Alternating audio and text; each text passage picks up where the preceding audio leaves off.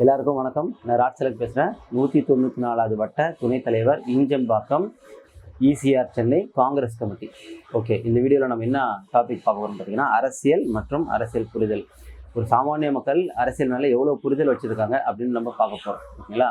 இந்த வீடியோவோட first part வட்ட தலைவர் திரு H. குமார் பேசியிருக்கிறாரு. அவர் வீடியோவோட லிங்க்கை டிஸ்கிரிப்ஷனில் போடுறேன், பாருங்கள். ஓகே, நம்ம அரசியல்லாம் என்னென்னு பார்க்கலாம். அரசாங்கத்தை இயக்கிறது அரசியல். ஓகேங்களா? அரசியல் தான் இயக்குது. அரசாங்கத்துக்கு இன்னொரு பேர் இருக்குது, அரசு இயந்திரம் அல்லது கவர்மெண்ட் பாடின்னு சொல்லுவாங்க. அரசு இயந்திரமாக இருக்குது, மெஷினாக இருக்குது. அப்போது அரசியல் வந்து இந்த மெஷினை ஆப்ரேட் பண்ணுறாங்க.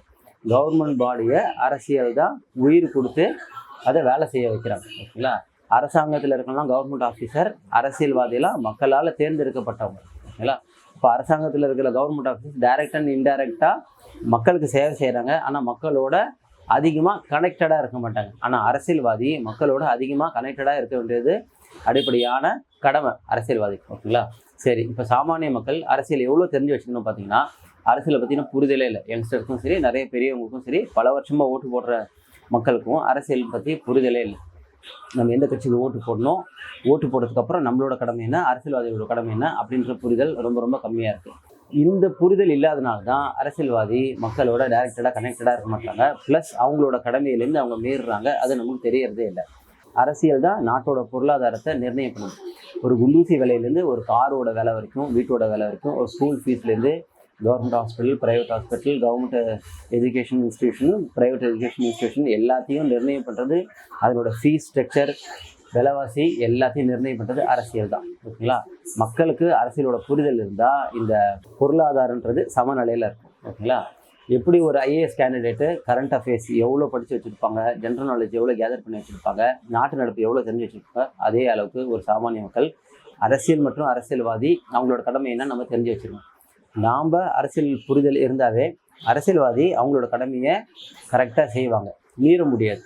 ஓகேங்களா? மற்றும் மக்கள் ஒற்றுமையாக இருக்கணும். ஒற்றுமையோட எசன்ஸ் ரொம்ப ரொம்ப பவர்ஃபுல். சுட்டு போட்டாலும் நமக்கு ஒற்றுமை வராது. ஆனால் ஒற்றுமையாக இருந்தால் அரசியல்வாதி மக்களுக்கு தான் வேலை செய்கிற மாதிரி இருக்கும். ஓகேங்களா? இப்போது அரசியல் மக்களோட விழிப்புணர்வு அரசியல் மேலே இல்லாதனால அவங்கவுங்க இஷ்டத்துக்கு இருக்கிறாங்க. அரசியல் வந்து ஒரு சம்பாதிக்கிற ஒரு இடமா மாறிடுச்சு, அது ஒரு மார்க்கெட் ஆகிடுச்சு. ஓகேங்களா? நம்ம அதில் நிறையா படத்துலலாம் ஓப்பனாக சொல்லுவாங்க, ஒரு MLA சீட்டுக்கு இவ்வளோ காசு அப்படின்னு சொல்லுவாங்க.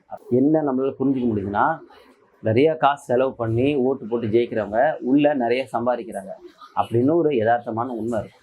இதெல்லாம் எதனாலன்னு பார்த்தீங்கன்னா, மக்களுக்கு அரசியல் மேலே புரிதல் இல்லாத காரணத்தினால தான். மக்களுக்கு அரசியல் மேலே புரிதல் இல்லாத காரணத்தினால தான். மக்களுக்கு புரிதல் இருந்தால் நம்மளால் அரசியல்வாதியை வழி நடத்த முடியும், கேள்வி கேட்க முடியும். நம்ம கேள்வி கேட்குறோன்னு தெரிஞ்சுக்கிட்டாவே அரசியல்வாதி அவங்க கடமையிலேருந்து மீற மாட்டாங்க. கடமையில் மீறாத அரசியல்வாதி அரசாங்கத்தை சரியாக இயக்குவாங்க. சரியான அரசாங்கம் நாட்டை நல்லா வச்சுக்கும். ஓகேங்களா?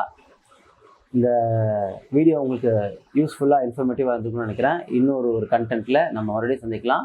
நன்றி, வணக்கம்.